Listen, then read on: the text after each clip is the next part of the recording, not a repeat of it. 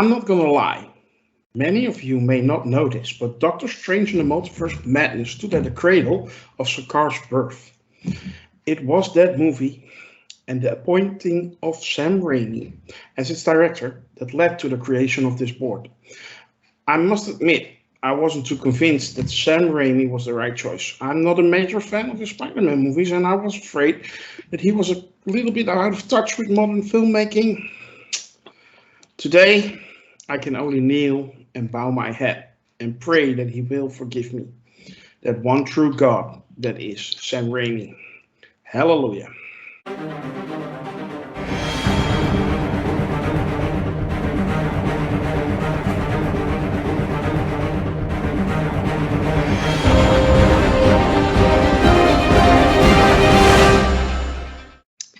Hello and welcome to the Review of Champions. Today we're going to talk about Doctor Strange in the Multiverse of Madness. With me are Mr. Taylor first. Hey. Loki's mom. Hi there. Lord Deathman. Hey everyone. And last but not least, Merv. Hello. Before we get started, I would like to ask you all to hit that like and subscribe button and maybe join our forum on Sakar, sakar.freeforums.net. It's a small but nice community that we would love to grow. You can make some friends there and talk about what you love. And if you want, you can even join our team and be on the review or podcast of champions. We would love to have you here. We're going to talk spoilers, so if you haven't seen the movie, go check it out and then come back to the video. Well, without further ado, we're going to dive right in. I'm going to start with Loki's mom. Loki's mom, give me your quick thoughts on Doctor Strange in the Multiverse of Madness. Well, Cyclops the pussy. I mean, I really that whole thing. It was just like, whoa, Sam Raimi. Here we go. Overall, yeah, I like the movie a whole lot. I got a couple of issues with it, but yeah, I mean, visually and just all the effects and everything, it was just a feast for the eyes, and the quintessential thrill park ride movie is what we got. Okay, so you enjoyed it? Oh yeah. Mm-hmm. Hey, that's good to hear. Merv? I loved it. It was a Sam Raimi movie disguised as a superhero movie for me. I'm a big Sam Raimi fan from way back to the Evil Dead days, and this just went right in line with that for me. Great to hear. Miss Lord Deathman. If I could be doing something other than being here with my fellow champions reviewing this movie, it would be watching this movie again. That is really what I want to be doing right now. I had a great time at this movie. I know it's often said, but this is really a situation, and when it's true, this was a great night out at the movies. I watched this movie and I was completely enthralled and just forgot. Even as I was watching the movie and seeing problems or spotting continuity issues or maybe getting a little fatigued by Raimi having to deal with some quote unquote MCU business, the film moves at this such smooth, oddly paced, but yeah, it's you'd have to know Sam Raimi's work. It's the pacing is kind of jagged, but at the same time, it's so engaging that you're just kind of forgetting every problem that you've encountered with the film because he's taking you really snappily from place to place on it. I enjoyed it, and it's actually one of my higher tier entries in the MCU. I thought it was great. Yeah, I couldn't agree more. But we're going to Taylor, and Taylor already said that Sam Raimi was a master of the craft. So I expect high praise now. Am I right? I loved it from the opening frame of film where they're in another universe being chased by monsters, and then they end up on the streets of New York battling a giant octopus through the entire movie. It was spectacular. And there are reasons why I should not like this movie. I don't like multiverses in general. I didn't want, spoiler alert, I didn't want to see Wanda be a villain, but they did it perfectly. It was amazing. And we'll get into the details, but fabulous. Mm. Yeah, I also thoroughly enjoyed this movie. As I was clear after my opening statement, I was blown away by it. It was just straight up awesome from indeed that first chase in that multiversal room until the actual last post-credit scene, which cracked me up beyond compare. Yeah, you know what? We're going to take a deep dive now. I also want to hear some negatives just to balance it out. If you have any, we don't want to come across as fanboys, although we are. Spoiler alert: Too late.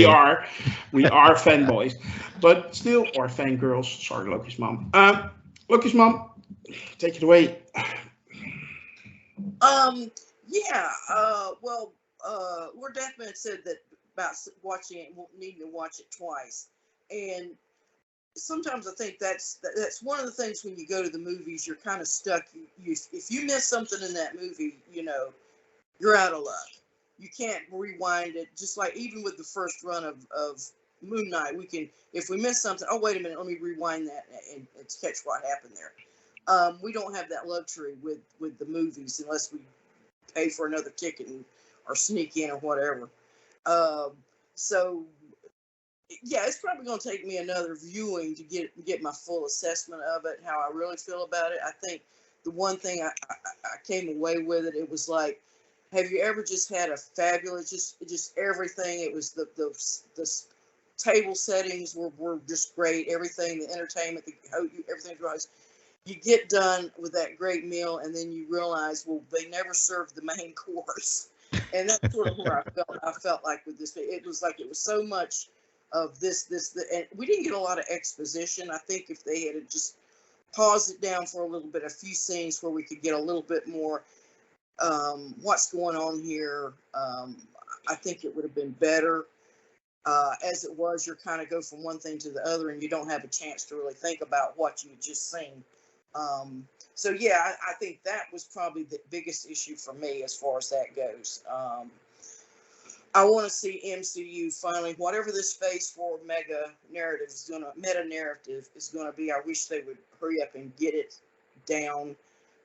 By, if we look at the previous 10 years, it was, you had Iron Man, and then you had Thor, and then we jumped into the Avengers, and we started bringing all the people in, and we began to get we kind of understood the relationship of all these characters. Right now, we don't know how any of these people are going to connect up to each other. Is Strange going to be the central guy here running through it or not? I mean, I don't know. At this point, with all these other movies and TV shows they've done, I think they need to get us a little bit more on page. Okay. Any specific highlights in the movie? Oh yeah, like to say visually, the whole opening sequence with the Cycloptopus and chasing down what's her name, America Chavez. Yeah. I guess what happens, Wanda sent the in her dream, she realizes that, if there's another verse out there where her children are real and she can be with those kids. And so that's her motive for going berserk. That scene where she's out in that orchard and it's blossoming and it just goes from that to where it's that hellscape of where she's really at in her heart was just really well done. I thought Elizabeth Olsen, number 10, she is the best actress or actor probably in the whole thing that going through. I mean, she is really good, and I mean stand aside Tom Hiddleston, she's beating you hands down acting wise. Cumberbatch, he didn't really get to do a lot of acting in this, but he looked great. I mean, all the 3 different 4, however many strangers we met, he did real well with all those. But yeah, I mean, overall, I'm not going to give this movie. I recommend it highly for anybody to go see it. I'm not trying to knock it. I'm just saying that there was some dissatisfaction for a fan like me. Okay. Well, I'm baffled that a movie where Sir Patrick Stewart has her part, another actress is considered the best in the movie. I can't believe that, but We can have fun. you just said that, so it must be true. Taylor, you said there was a lot you shouldn't like about this movie, but you liked it anyway. Well, talk about that. And was there something you maybe should like, but you didn't? Well, like I said, and I've said multiple times here on our podcast, that I don't like the whole concept of multiverses. It always, for me, it gets messy. It's lazy oftentimes. But again, as usual in the MCU, they know how to do stuff right. And if they're going to do a multiverse, this is how they did it. And the, the title, how perfect is the title? Multiverse of Madness, which is exactly what we saw throughout this movie. I agree with Loki's mom that Elizabeth Olsen's performance was spectacular. And what a character arc of Wanda throughout the entire history of the MCU, from her first showing up in Phase 2, I guess it was, she first appeared, all the way up till now. And and let's put to rest once and for all that you can watch the movies without watching the Disney Plus series. All right, the Disney Plus series are essential parts of the MCU, especially the post-credit scene of WandaVision. We all know the post-credit scenes of the movies and of the series are part of the MCU, and that one, of course, leads straight into this movie. And if anybody saw the interview with Kevin Feige on the red carpet during the premiere, he actually linked what happened to the One Who Remains, aka Kang, in Loki's show to Spider-Man: No Way Home to Doctor Strange in the Multiverse of Madness. Now, I'm not sure exactly how that link works, but he's the guy, so I'm going to believe him that there is a linkage there. But back to this movie. Action, spectacular. All the characters are spectacular. America Chavez, she's the actress is 14 years old, at least when the movie started shooting. And apparently, I looked it up. Her name is pronounced Sochi, because apparently there's no rules about what sounds letters make anymore. So it's pronounced Sochi Gomez, I believe. She did a great job, and I love how balanced it was. She could have been the know-it-all kid who does everything, but she wasn't. She was scared. She was smart. She was tough, but she was scared. She didn't know how to control her powers. She needed guidance, and then she comes through in the end. And what a resolution for Wanda, Scarlet. The Scarlet Witch, the all-powerful Scarlet Witch, who was going to stop at nothing, and said her kids won't be upset about what she did because they'll never know about it. And America Chavez said, "Oh yeah, I'm going to show them," and that is what broke the Scarlet Witch and brought her back to her basic goodness. I mean, the whole thing was spectacular. And I'll say my comments about Sam Raimi till our closing comments, but I have nothing negative to say about this movie. I'm going to see it multiple times, not in the theater, but obviously I'm going to see it multiple times as soon as I can. What's not to like? Someone tell me. So I can say you love this movie in any universe? In every universe. Oh, speaking of which, all the different universes. They did it so spectacularly. And of course, the whole scene with the Illuminati, with all the different variants of different characters that we've seen before and some that we have not seen before. Just so well done, and all the acting. And I just can't say enough. I know you're a man who loves these kind of details. How about that hovering wheelchair for Professor X? I mean, Yes. That was straight out of the cartoon. They were actually playing the music from the cartoon. Yes. From 1997. Yes, the theme song was credited as music in the movie. Just real quick, and I apologize because my little hands up thing, I can't get that button to work for some reason. But to what Taylor was saying about, or it may have been whoever said about Feige. I think going back to my issue about they need to poop or get off the pot here. If Feige actually had to make that statement to, come out with that, so he get like as it were, to get everybody on the same page. Okay, this is this. This means this. Well, they really shouldn't have had to done that. I think we should know all of this at this point. So that's just another one of my little contentions there. But anyway. Yeah. Now, the thing is, he who remains would have had the TVA step in at the moment somebody would cross universes in the multiverse. So, because now the sacred timeline is no more, this can happen. But it's not up to me to say those kind of things. It's basically up to, like, say, Merv, you need to talk about this movie. Will do. I guess touching on that thought quickly, as far as Phase 4 and overall themes go, for me, it's more about diversity than anything else. Like for a decade or more, like Marvel movies have had like a similar feel, vibe, color palette, musical score, like. In with the last like half a dozen, they felt so different to me. And even if I haven't liked some of them as much as others, they're just vastly different than I was expecting them to be. So I just think for me that's that. But as far as Doctor Strange 2 goes, I guess quickly getting negatives out of the way, because I absolutely love this movie. Some of the dialogue felt a little clunky at times, like it was directed towards me, the viewer, as opposed to the characters conversing.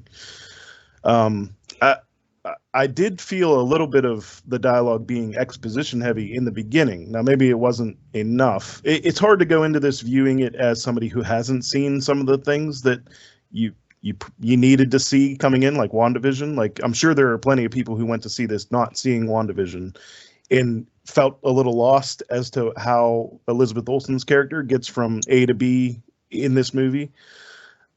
And I guess that is also another negative, that they're officially, there is no way to skip, WandaVision or the Disney Plus shows and enjoy the movies now. At least some of them, I'm sure some other ones would be fine.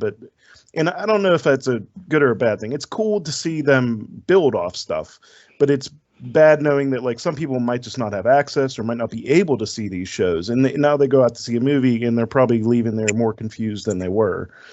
But outside of that, the Raiminess in this movie won me over immediately, and I was surprised how much that this was a Raimi movie.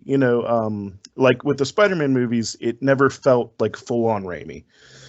There was a few scenes, especially like in Spider-Man 2, where Doc Ock's tentacles are going crazy, that felt like this is a Raimi movie.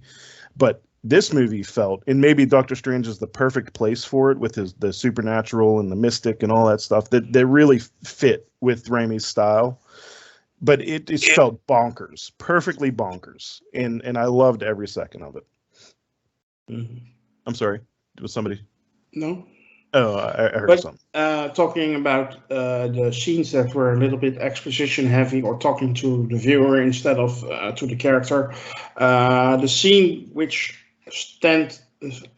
comes to my mind when you talk about that is the scene where Patrick Stewart is going into the white area, where Wanda, the possessed Wanda, is locked, and then he actually tells her what's going on. Yeah, she knows what's going on.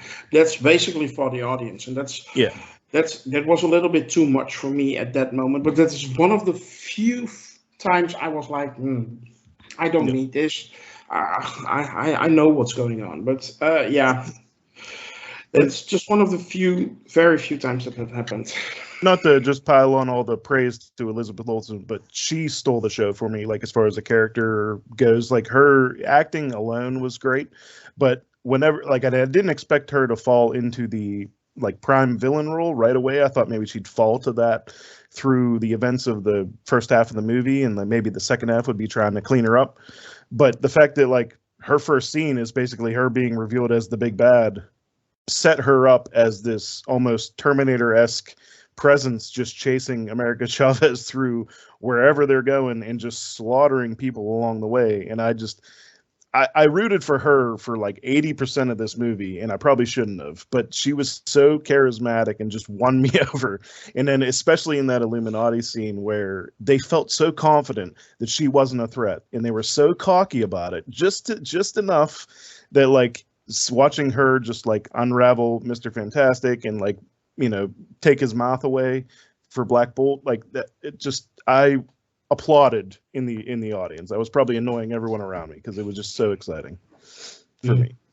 Yeah, that scene with all the Illuminati, and I'm gonna go to Lord Deathman now. Were you cheering when you saw John Krasinski, Lord Deathman?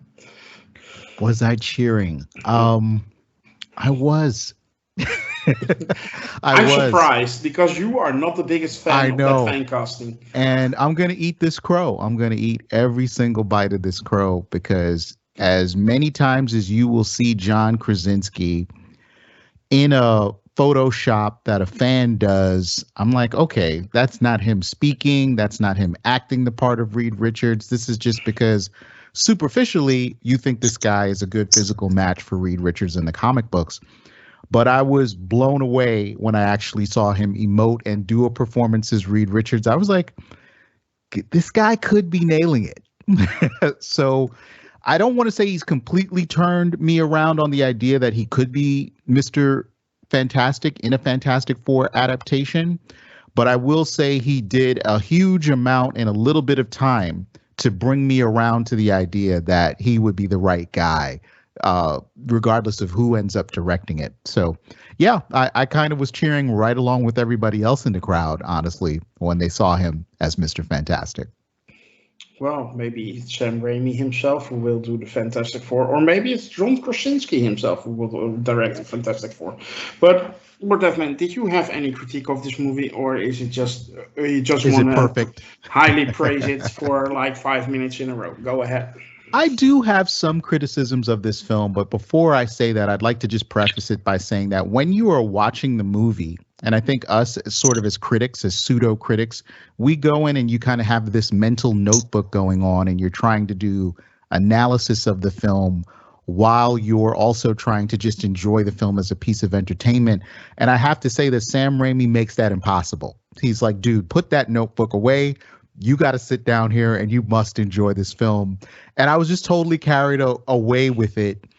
And even though I think his pacing can be weird and kind of odd at times, like it's really weird to be at a wedding for like all of 2 minutes. And then like a giant one-eyed starfish attacks the city, you know, that those kinds of things. I'm like, wow, he really didn't even let that breathe. They just had a conversation and now there's an alien monster outside. In any other movie, you'd be like, wow, is this a student filmmaker? Does this guy not know how to, to pace things a little better? But it works so well with the kind of energy that Sam Raimi brings to a film. And I was just really carried away with it is the best way to describe my experience seeing the film. But that doesn't mean that I didn't see a few things that bothered me. So much like Merv, I want to say that I had issues with dialogue, but I don't think it was about the quality of the way Michael Riedren wrote anyone's lines or what they had to say. I just think that occasionally Raimi gets bogged down in what I call MCU business. So there's that whole thing where he meets Carl Mordo in that other dimension, and then Doctor Strange kind of tells us through him about the relationship that he has with Carl Mordo and about how they met at Carmartage and how they had this competitive thing. I'm like, I saw the last movie, right? I didn't really need that exposition dump on those two. And I think there are just a couple other slightly awkward moments like that, again, where you're trying to deal with MCU business to kind of bring people up to speed on things that I really didn't think needed that kind of work on them. I don't know if somebody just thought, well, this time around he has braids, so they might not know it's Carl Mordo, so let's go ahead and explain that all over again. Really didn't think that was necessary. As much as I want to praise the pacing for carrying you along and sweeping you up with it, there's also a negative side to that pacing in that it does feel, Well, it feels just as jarring as watching like spidery Wanda come out of a mirror and she's all kind of disjointed. That's kind of like how the pacing of his movies are. It's like, my arm is bending back the wrong way, and but somehow he manages to make it work and turn it into this whole entertaining soup. I'm a fan of Sam Raimi. I'm not a diehard fan. I don't think like every single movie of his I think is a winner, but he's an awesome director. The first 2 Spider-Man movies are classics. A Simple Plan, that's a classic. Whether you're going dramatic, whether you're going horror, whether you're going superhero, I think this guy is just one of the best directors in the history of Hollywood. So I'm not saying this as being someone who doesn't like Sam Raimi, but I don't think I'd put myself as high up in the Sam Raimi sort of fandom as some other folks would.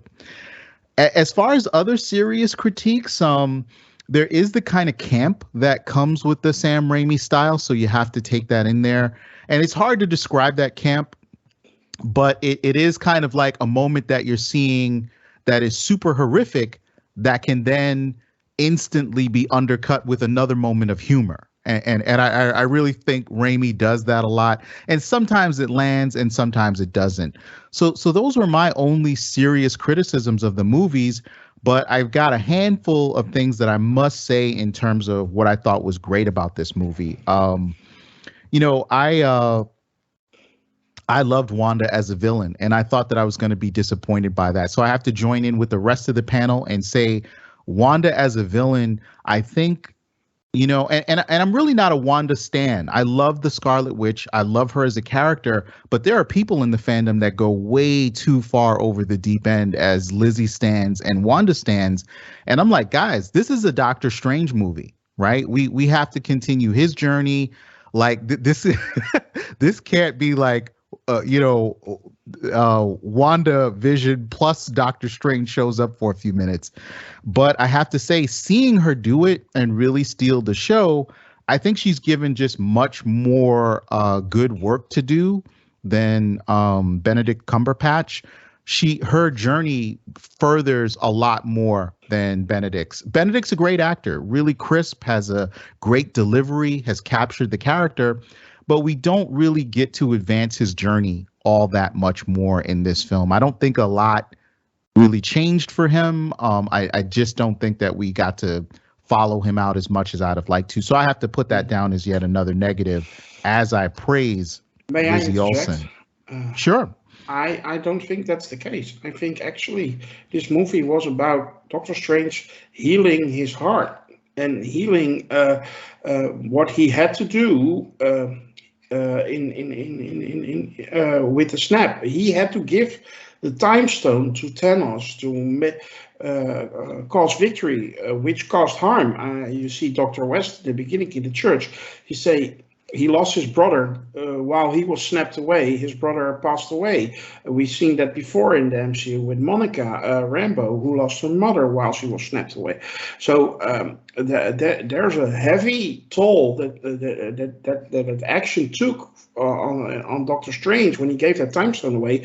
The blood of some people, or at least not the blood, but the fact that people couldn't say goodbye to their loved ones when because they were gone, they passed away while they were gone. That emotional debt basically weighs heavy on his heart, and also the way he lost Christine while he was snapped away is weighing on his heart. So Doctor Strange lost a lot in that, and feels burdened by a lot. And this movie was about healing that, and so I think there was a lot of character development for Doctor Strange in this movie. But we didn't really see that. I mean, as you explain it, I mean, I can understand it, but I didn't get that feeling when I was watching that movie. Well, I thought, I mean, I really didn't get any of that big of emotional transition or roiling that would be going on with him. I didn't really see that. And I'm willing to say that I will watch for that in a second viewing now that you've brought it up, Grandmaster. But it just feels like Wanda and Lizzie Olsen, they get the tastiest bits of things to do in the movie, and it comes across much more viscerally in terms of like her journey as this villain and dealing with this pain and loss over her children. But you might be right. Like I said, it usually takes me two viewings to kind of absorb all of this stuff. I'm just going to quickly run through the other list of huge highs that I had for this. I love the VFX production design on this film. I loved, especially when you get to Act 3, it doesn't get better for the MCU than what I saw in this movie. Loved Mount Wundagore, the statue of Wanda that you see in the background there, the demon designs for her henchmen, beautiful looking stuff. And I don't think the MCU gets enough credit for doing that kind of work. I also love the assault on Wundagore, that whole sequence where Wanda comes to take down all of those sorcerers. I thought that was just brilliantly realized. And last but not least, want to give some credit to the actress who played America Chavez. I can't pronounce her name. I think Taylor, did a better job. I'm not even going to, we said it once correctly in this review, so I'm not going to say it again. But I think I would rather see an America Chavez series than a Miss Marvel series at this point, because I thought that the character was really engaging, and I didn't expect to feel that way coming out of the movie. Now, there's plenty of moments where she kind of, constantly is the victim and someone's stealing her powers. But in those off moments where she's kind of walking you through how the multiverse works and, giving you that primer, I think that actress is, I think they made a good pick in terms of a character that can grow with the MCU. And I'd love to see more from her, even, in a solo setting, traversing the multiverse. But great movie overall. And I have nothing but, mostly praise for Doctor Strange and the Multiverse of Madness. Yeah, I'm sorry I interjected. No, not at all. But that was a good point, and I am gonna kind of look at his journey more carefully when I go to the inevitable second viewing of this film. Yeah, it's not so much on the nose, but it's absolutely there in the background. Steven is an arrogant man, so he doesn't show his emotions that much. But that's basically the point. He's hiding. So he's covering that up with his arrogance, his emotions, and his hurt feelings. But that at least that's how it came across to me. Taylor. Yeah, I completely agree with you on that, Grandmaster. 100%. And not just his coming to grips with his part of the whole blip. That was the macro. The micro, of course, was him coming to grips with his relationship with his former girlfriend, whose name is escaping me at the moment. Christine. But that was the micro and that was the macro. And he went through both of those. And how did he get through both of those? Well, by seeing multiple versions of himself. And by the way, Cumberbatch playing multiple versions of himself brilliantly. I think Cumberbatch's acting in this was spectacular. Learning from their mistakes, which of course are also his mistakes because they're variants of the same being. So yeah, and as far as Wanda, Wanda was a spectacular villain, and of course the best villain is always someone who doesn't think they're a villain, and someone who we've actually known as a hero previously. So that was spectacular. But I don't think she took away from Doctor Strange at all. He had a ton of screen time. Like I said, multiple different versions of him doing different things, learning as he goes along, figuring out how to stop this thing, despite multiple roadblocks being thrown in front of him. I thought it all worked out really well. Yeah, Lord Deathman, I'm going to circle back to you now because you have a follow-up, but I also have a question for you. You, as the Lord of Death, must have really enjoyed the fact that Strange possessed a dead body. Hell yes, as a diehard fan. So when you look at the monster triangle of werewolves, zombies, and vampires, it's zombies all 24/7 for me. So that third act was like just sheer ecstasy that he took a Doctor Strange corpse to act out his actions in the dream walk. Nailed it. It's like somebody was like, yeah, we got to get Lord Deathman on board, but let's get some zombies in there. And it worked. Even him using the extra spirits to form that cloak, I was like, this is really amazing. And someone really did a lot of thinking to make that work. I also want to compliment. I I'm also sorry, want to I'm sorry. Go ahead, Taylor. Go ahead. I'm sorry. I'm terribly sorry. I should not have interrupted. But as far as the character going through changes, well, that third eye is a pretty big change, I think. Right. That's true. The third eye was a big deal, and the ending of the movie with the third eye. But I think you also have to take into account what was great about this film is the body count. Raimi just doesn't play around when it comes to taking out people in some gruesome ways. And I know this is a spoiler review, but I really do want people listening, if you haven't seen this film, check it out. I'm not going to give away any of the incredible kills that go on, although we'll probably end up talking about the characters that get killed. Yeah.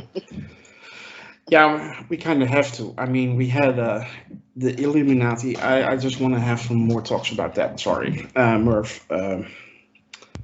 Black Bolt, what mouth? They did something with his shield. They unraveled Mr. Plastic Fantastic.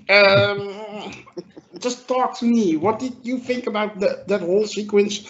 About the actors, about the characters? Does it excite you for the future? What do you think will happen? Will get Patrick Stewart, Charles Xavier, or was this just a variant? What's the word? I don't know. And then, talk to me.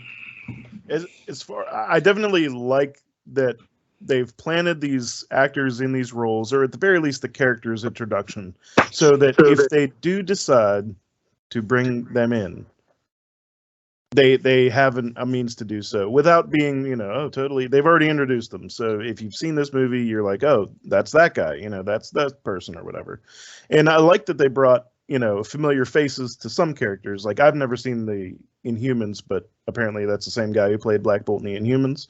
And obviously Professor X, Patrick Stewart, familiar face, multiple levels. But, if they don't bring Patrick Stewart back into the main timeline or whatever, it would be fine. It would be a cool cameo, but I definitely think some of the other ones offer more, like especially the Reed Richards spot with John Krasinski. I definitely think, like, if they're going to bring anyone back for the future, that's going to be that guy, probably, just because he's so new. Yeah, I totally agree. I apologize for not putting my hand up because my hands broke for some reason. Yeah, John Krasinski as Mr. Fantastic, Reed Richards. If they bring Emily Blunt in as Susan, that would just be like, that would be really sweet. I'd love to see that. Talking about that whole scene with the characters, the Illuminati. I guess they're the Illuminati. I get whatever board. I think it was. They gave us a little taste of them. I mean, I don't think I've ever seen Black Bolt, so that was a treat to get to see that little bit of that. And who were the other ones? There was Mr. Fantastic, Black Bolt, Mr. Captain Carter. Yeah, Captain Marvel. Yeah, Maria Rambeau's version of Captain Marvel, and then I forget her name now, but Agent Carter's or whatever, for Haley Atwell as Captain Britain, I guess. Captain Carter. Yeah, that was just all sweet. And however they want to go with that. With a jetpack, by the way. Yeah. Yeah. Lokismom. Oh yeah, I was just saying, just following up on that as far as the cameo characters and whatnot. They didn't overdo it too. I think Grandmaster, you had a worry that they would be like a little too much of that, a little too gimmicky, and I don't think he did that. He handled Raimi handled all that real well, and we got a little taste of it and got some little fan nods. Seeing I was in a theater where it was no kids were in there. It was all mature adults. So there wasn't any great cheers or anything. It was all received very silently and very peacefully. Except when Patrick Stewart, Charles Xavier, Professor X comes gliding through, and I heard a little in the back, so I thought that was nice. Yeah, Yeah, that was that was Yeah, my wife was sitting next to me, and she's very skeptical superhero movies and not a fan like I am. And even she was like, "Hey," so yeah, that was the reason. And there's still another cameo we need to discuss because we got Clea. Lord Deathman, please tell me, Clea, Charlize Theron, are you happy with her? And what can you tell us about her? That was a real surprise to me. So again, I didn't read any speculation stuff. I didn't go on Reddit or 4chan, wherever you go to find out all of this stuff. So I was surprised, and I was like, good choice. So I saw her in the costume. I think it needs a little bit of work because I think for these sort of after credit stingers, they usually try to get them going really quickly, and they might not do the best work they can do on costumes and hair. But the raw materials for Charlize Theron to play this really big character in the Doctor Strange mythology, she's a love interest, but she's also a formidable sorcerer, and she has roots that kind of go back to the Dark Dimension, being, I think, the niece of Dormammu. So having, kind of chaotic magic built into her DNA. Especially with Christine sort of leaving the picture. She's now married, and I think as many have pointed out on the panel, this movie is really about Doctor Strange reconciling that missed opportunity with her.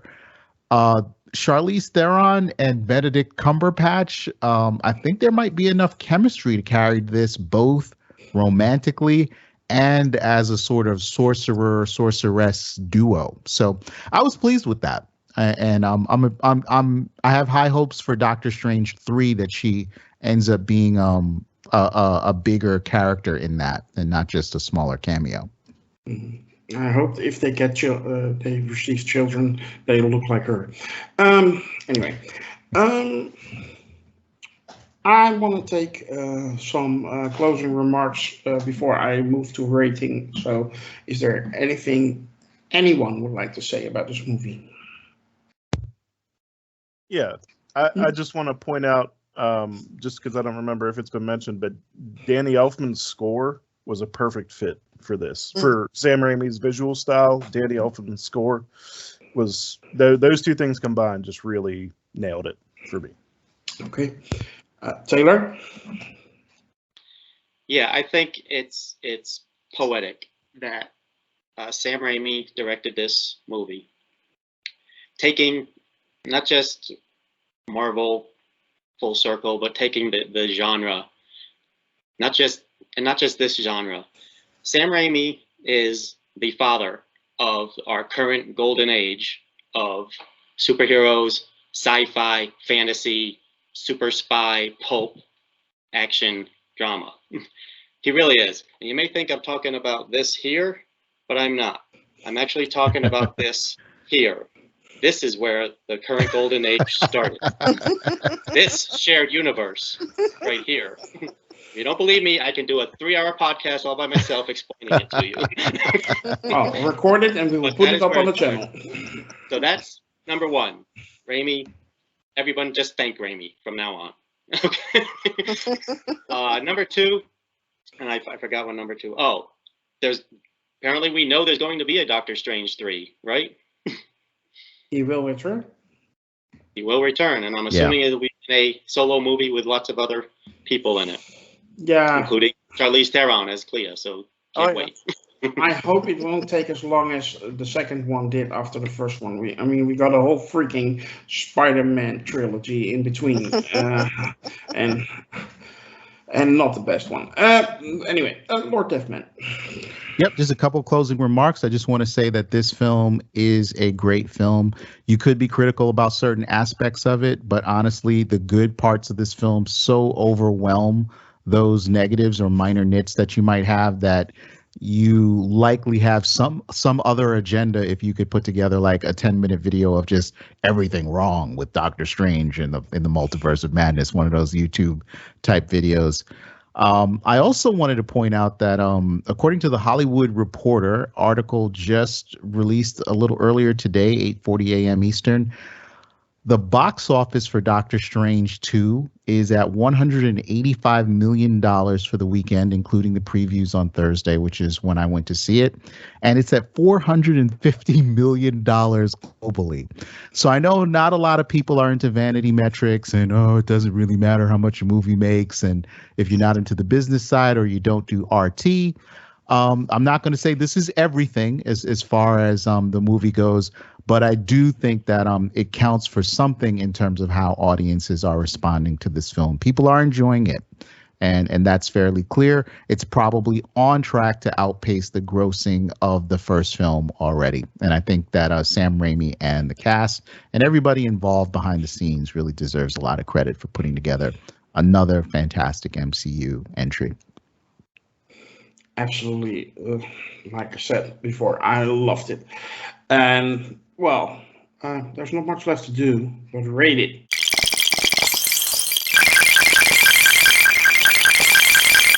And I'm going to start with Loki's mom. Loki's mom, what's your rating for Doctor Strange in the Multiverse of Madness? I will give it 8 octopuses. Hey, James Bond. Indeed. Taylor? Can anyone guess what my rating is going to be? I have a feeling it will be... If we're limited to 10, no, I'm going to give it a 10 out of 10, which puts it in the upper half of the MCU for me. Yeah, your lower half is 9.5. Right. At least the upper 3/4. On average. Merv? I'll give it 9 exploding musical notes out of 10. Oh. It's easily like I struggled. I tried to rank it already, but it's definitely in my top 10. I just don't know where exactly it's going to fall yet. But yeah, it's one of my favorite recent additions to the MCU. Absolutely. Mr. Lord Deathman, may I have your rating, please? Indeed. I'm going to give this film 9 animated cadavers of Doctor Strange out of 10. It's a fantastic film, highly entertaining. I can't wait to see it again. And again, you could nitpick on this film. You could pick out things that are wrong. It is not perfect. I am giving it a 9 out of 10. Just 1 point off for some of the smaller issues that was with it. But this is a good time at the movies. And I encourage all of you MCU fans who may be on the fence to go check it out. Okay, well, I'm going to permit myself to rate it as well. I'm going to give it 9 books out of Vicente's out of Darkholds. So, well, that concludes our review for Doctor Strange in the Multiverse of Madness. I would like to ask you again to hit that subscribe button and notification bell on YouTube. Follow us on Twitter, like our Facebook page, join the forum on Cigar, cigar.freeform.net.